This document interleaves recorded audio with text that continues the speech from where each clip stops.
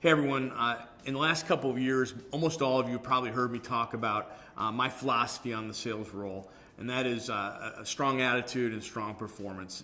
And if you have a great attitude and you're a good performer or a great performer, myself and our management team will be servant leaders for you.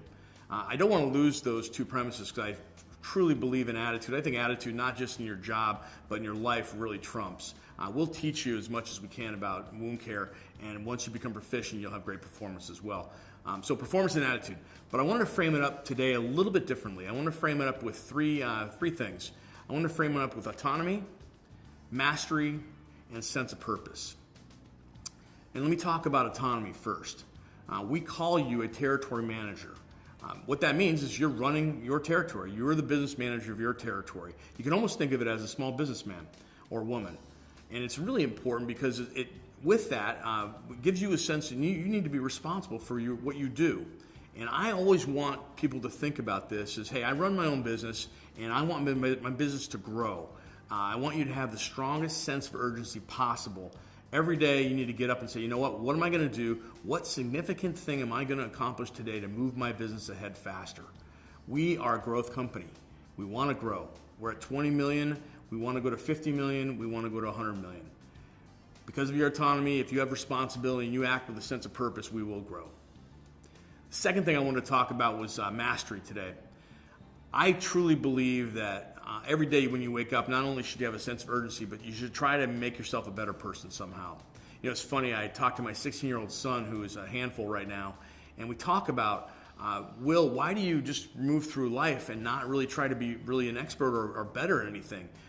You can be better at a relationship with another person. You can be better at mastering your clinical job. You can be better at delivering an in-service to a group of people. Whatever that is, I want you to think about mastery as always becoming your best self. And by the way, we never get there, right? And we're striving for that our whole lives. But if you constantly think about mastering things, mastering your life, I think you'll be your best person. The last thing I want to talk to you about is sense of purpose. I've talked about this a lot, and I had a mentor that really strongly believed in what is your purpose, and he used to ask me that all the time. And I have to tell you, my purpose here is twofold. For me personally, my purpose is to build a business. We're a $20 million company. I can't wait to be a $100 million company, and I can't wait to have a role in building that business. But I think the other underlying thing, my purpose is that I represent a product that helps people and saves people's lives. We all know the risks of amputation, and when TheraSkin heals a wound, it's an incredible thing. So I feel like I'm really fulfilled with my purpose that way, and as we build this business, my other part of my purpose will be fulfilled. I would ask you guys, what is your purpose? When you wake up in the morning, why are you doing what you do? Why do you sell TheraSkin? Why do you work for Soluble Systems? I think it's important to reflect on your purpose, and I think it's important for you to tell people. Tell people in your family, tell your people on your team, but I do believe in a strong sense of purpose. So again, if you can take away anything from this, please, you have the autonomy to affect this business. We're a small company. What you do matters. Secondly, we want you to be your best self every day. Master every part of your life and every part of your job. And then lastly, find your purpose. Talk to people about it, discuss it, discover it. All right, thank you very much.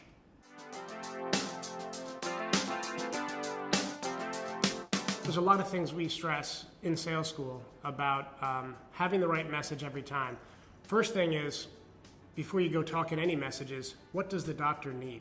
So it's all about your approach. It's all about getting the customer talking. It's about asking the right questions, good open-ended questions to get them telling you what's important to them. We can't go in with a preconceived notion. We can have a plan, and we should have a plan, but you can't assume that that's exactly what they want to talk about. So uncovering that need is first and foremost.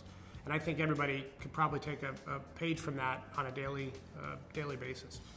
The other thing does talk to the messaging and what are you trying to get across?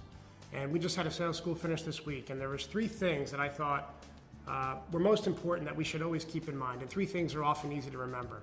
But the first one is the science. Number 1, science of our product is what I think we should hang our hat on. And that's what differentiates us in the marketplace. We are the closest thing to real skin because we are real skin. So you have the living cells, you have the collagen, and you have the growth factors. You could take that any number of ways, but that's the first one. Number 2 is versatility. Our product is extremely flexible in how you can use it. not only physically in your hands, can you stretch it and manipulate it, but it can be used obviously head to toe and on those really complex wounds like exposed bone, joint, ligament, and tendon. So very versatile. The third one, and this is another trifecta, so it's a 3 within number 3, is our economic story. I think we've got a great economic story. Our acquisition cost is very competitive. Nobody should have any problem talking price if you have to talk price or when it's time to talk price. The other one has to do with coverage and reimbursement. We've got a great story there. Last but certainly not least is the amount of applications or the quantity and usage of our product. I think that's an economic benefit for the center. So keep those 3, and even if you wanted to have a 4th one, which is your potluck or your potpourri, it's you, the sales rep. It's something different. It's the speakers we have. It's LifeNet Health. Keeping the 3, and then if you need, you always have a 4th one ready to go. But having a set plan and having that message ready to go based on what the customer wants to talk about that day.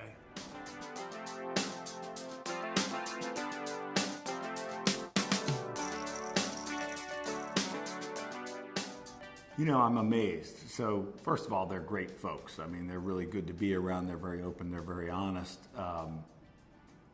Their stories kind of reflect the power of TheraSkin. I was really taken by some of the kind of the personal stories of wounds that they could not heal with anything else, and they healed with TheraSkin. And so that, again, on top of the clinical data that we have, that sometimes payers care about, but other physicians don't. The anecdotal stories, the pictures speak volumes, I think, to the effectiveness of the product. We had 9 clinicians from around the country, all the way from Phoenix and southern Texas to Atlanta, on up through Boston. So, and the level of engagement and connectivity that's happened between our doctors has been nothing short of fabulous.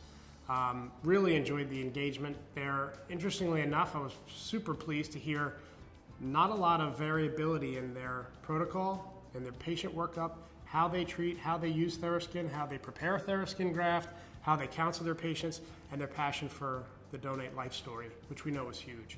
And so they all got a tour here at LifeNet Health. Everybody just was, you know, you saw them. Jaws were dropped. So it really was an exciting couple of days, and I'm excited to have them share that excitement back out in the field. I think there is over 30 or 40 years worth of experience in using TheraSkin, so you can't get more robust than that.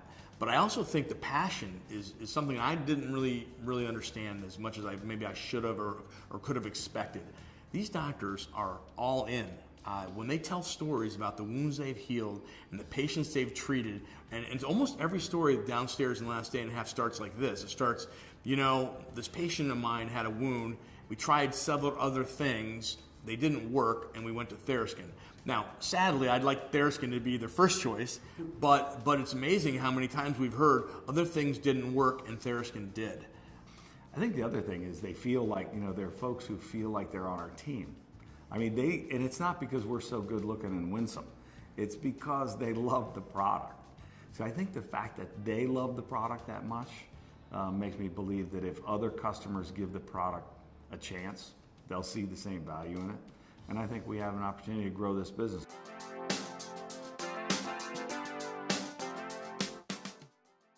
We did a session on lessons learned in presenting to a large audience. And so, Jay, you helped me with a little bit of that, and we had some great engagement from the audience, and they all told me afterwards what a great bunch of things and reminders that we hadn't thought about before as far as actively engaging the audience, but not too much, moving around, using the slides appropriately, controlling the message, having a goal, talking with the reps ahead of time to know what is the goal of the talk. Really good dialogue and discussion around how do we make the most of these KOL events.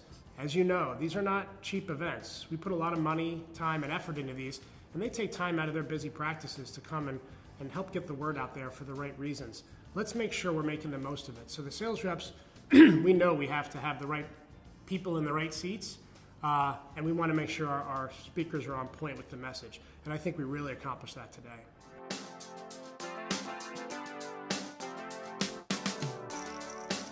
You know, we have a 4-3-2-1 sales focus, and that's your territory manager expectations. And the one is we expect you to do at least one KOL event per year.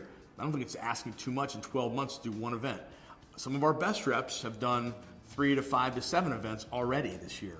Yet we still have a group of 15 or 20 reps that haven't exercised this opportunity. You're missing it. If you're a territory manager, you're not doing a KOL event for a panel dinner, for a dash, for just even a doctor dinner or a nurse dinner, you're missing it.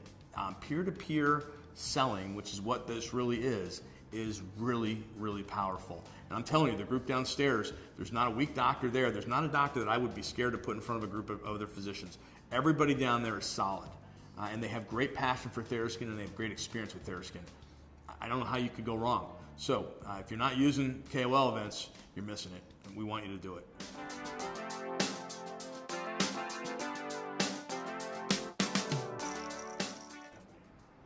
I'm extremely encouraged of where we are, where we've gotten to. I think the past year's been tough. We all have a little bit of Aliqua merger fatigue.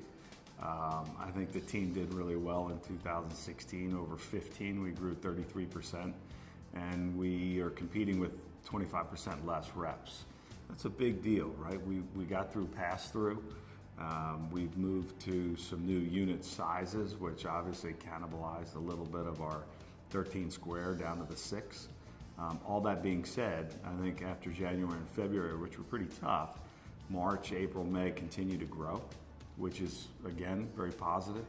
I think we're in a stage now where we're working with some people to get additional funding to grow the business to the next level, to go to 60 or so sales representatives. We're very active on the licensing and acquisition side to see where we can bring in products that are synergistic with the products that we have today, fit in the same space, work in the continuum of care, take advantage of the access and relationship that we've got with surgeons. And so I think it positions us pretty uniquely in the space. But above all, I think the most important thing, Jay, is the fact that we're becoming the experts in the field.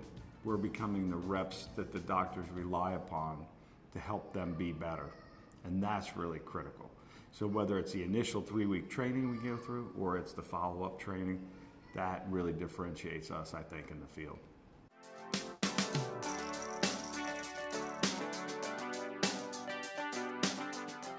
That's good. It's good. It's good for texture. Who doesn't have a screaming kid in the background?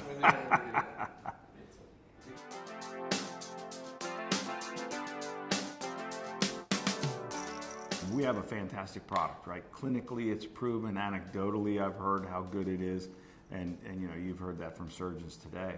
The real differentiator for us is the sales representatives, and one of the things that we've invested in is superior training. In our minds, we put out a better rep than our competition does, and in the end of the day, that's who they buy from that rep. And so, if they're looked at as a team member or a resource, then we win. And so that's why we want to kind of fill their bag with the different, additional products that they can sell during that continuum of care to their caregivers.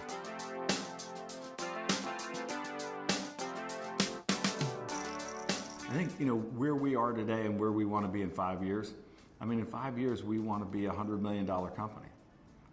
It's a pretty big goal, but we think if we can build out an appropriate size sales force, if we can put some additional products in the bag that make sense in the wound care continuum, we can be a $100 million business. And what's important, really, to make that happen is having the best, most professional sales representatives that we can have, because they're really the difference. So if you look at a car, the rubber meets the road at the bottom of the tires, that's the sales representative, because that's who interfaces with the customers. And if we get that piece right, we win.